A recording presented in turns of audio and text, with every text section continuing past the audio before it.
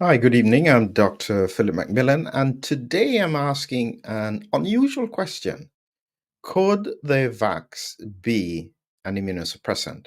Is that the main mechanism of action? So, there's a reason why I've asked this question previously, and I think about it again, which is that the cytokine storm is an overreaction of the immune system. This is why steroids work.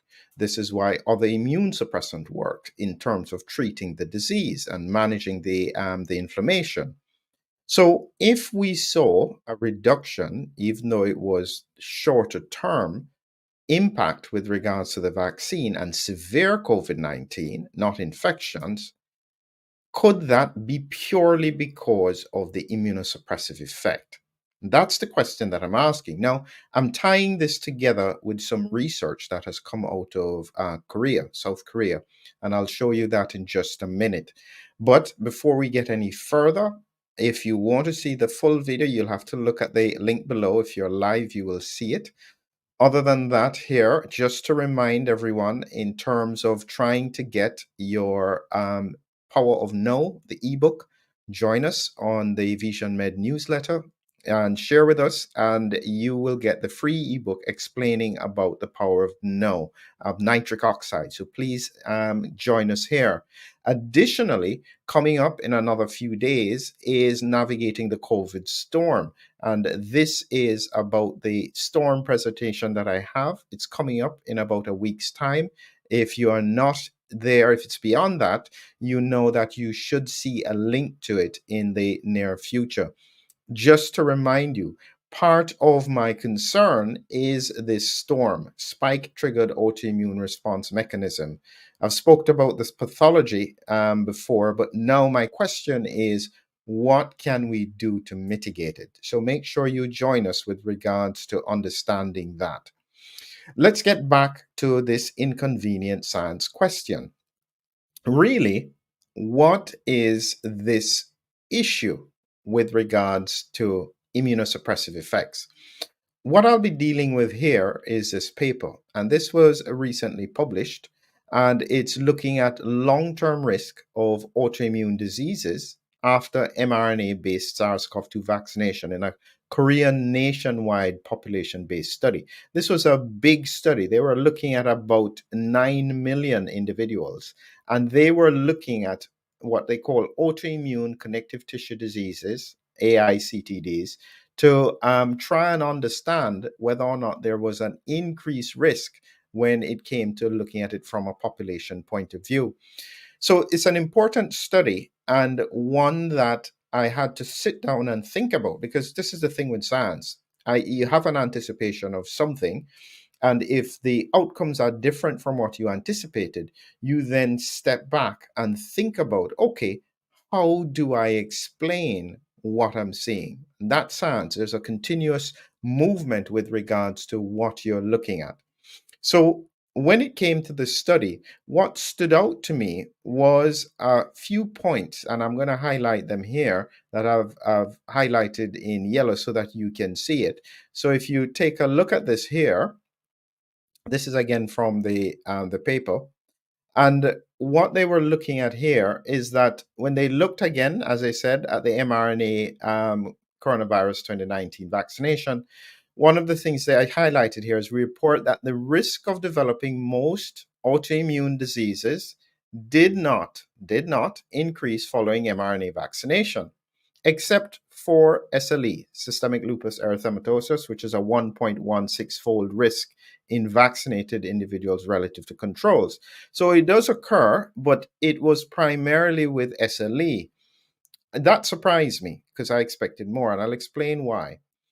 However, as well, with the booster vaccination, there was an increased risk of other autoimmune connective tissue diseases, including alopecia areata, that's where people lose hair, psoriasis, skin disorder, and rheumatoid arthritis. And so they concluded, though, that the mRNA based vaccinations are not associated with an increased risk of most autoimmune connective tissue disease. I'm telling you, people, in order to get your paper published, it seems that you have to say that. else it won't get published.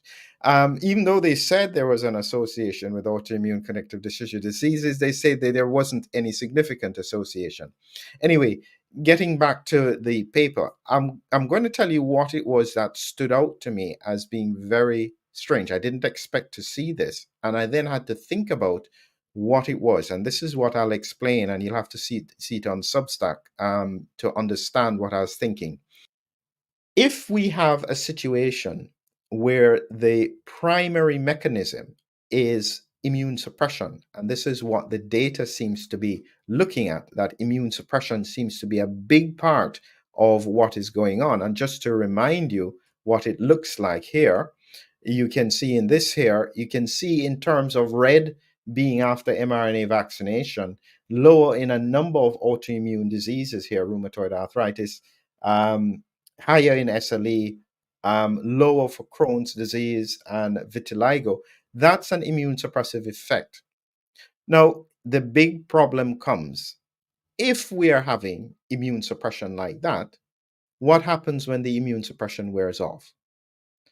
Usually, you see a rebound in terms of the impact. So, if you have a patient who is not properly controlled in terms of their inflammatory profile, and you pull back on the immune suppression, you can then get a significant rebound with autoimmunity.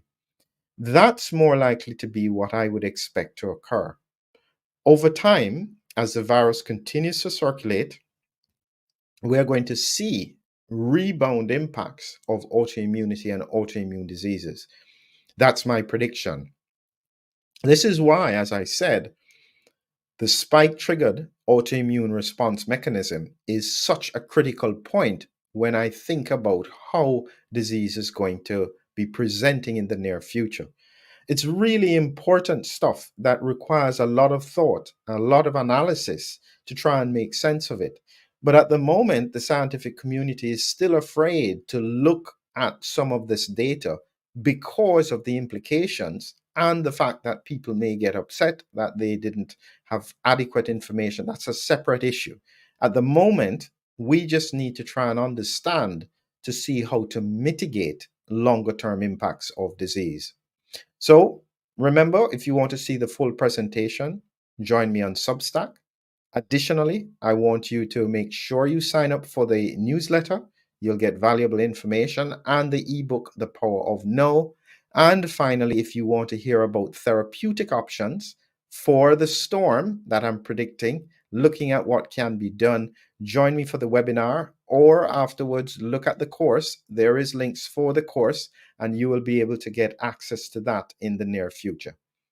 Have a great evening. I look forward to sharing you more information in the near future about the continued development of diseases in this very strange COVID pandemic.